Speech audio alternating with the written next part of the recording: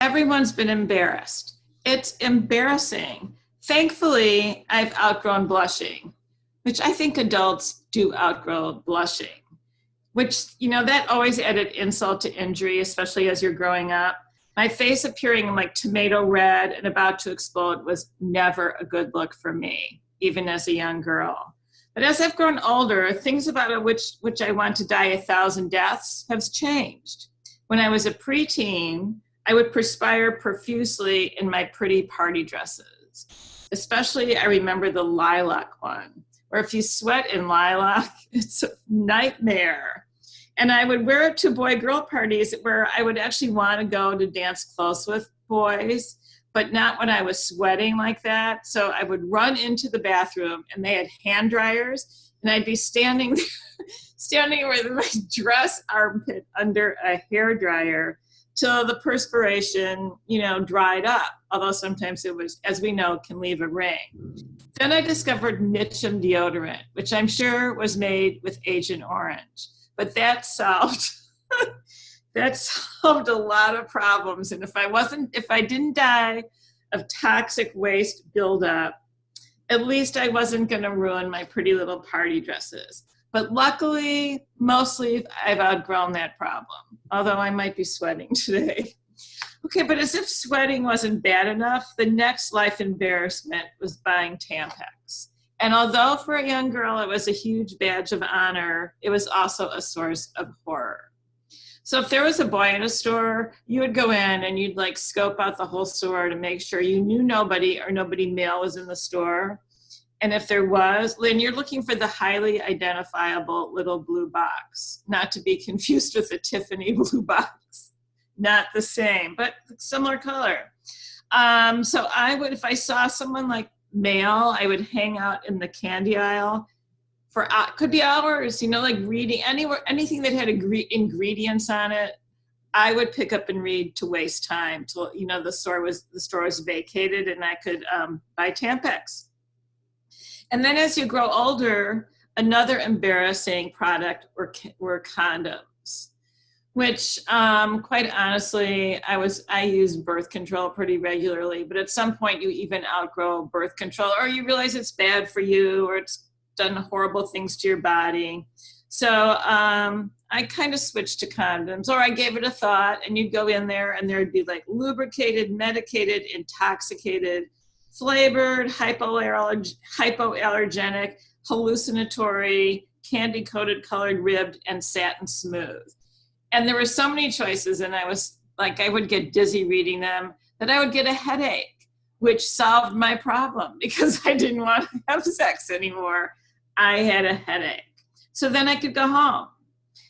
And a new one, well, there are two new ones, but one of the new ones is now that you can buy a vibrator, which if you're not having sex as much as you used to when you were buying the condoms, now you're buying the vibrator, which you can go on Amazon and they're a million choices with a million different reviews, but it's very confusing.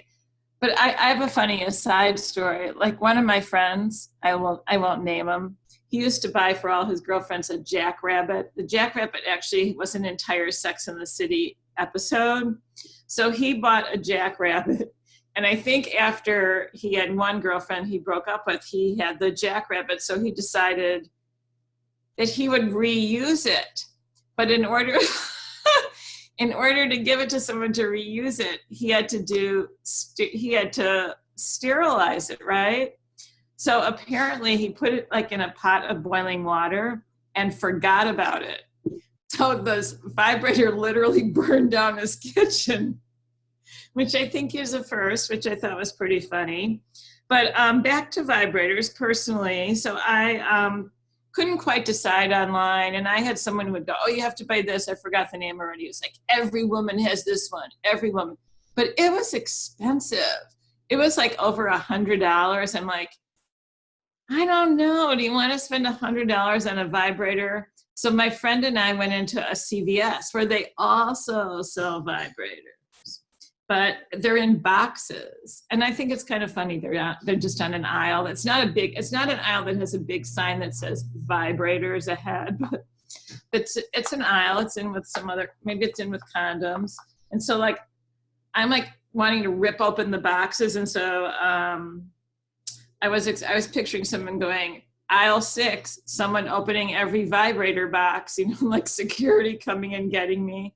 But I couldn't buy one there either, because you can't, you know, like I couldn't rip open every box. And then you don't know, it's confusing. I don't know how women make this decision, except I got one as a gift. So thank you. I didn't have to make the decision for myself. It's a nice gift, sort of, I guess. I was a little ambivalent, but I accepted it. And the last thing, and perhaps now the most embarrassing thing, is buying lubrication.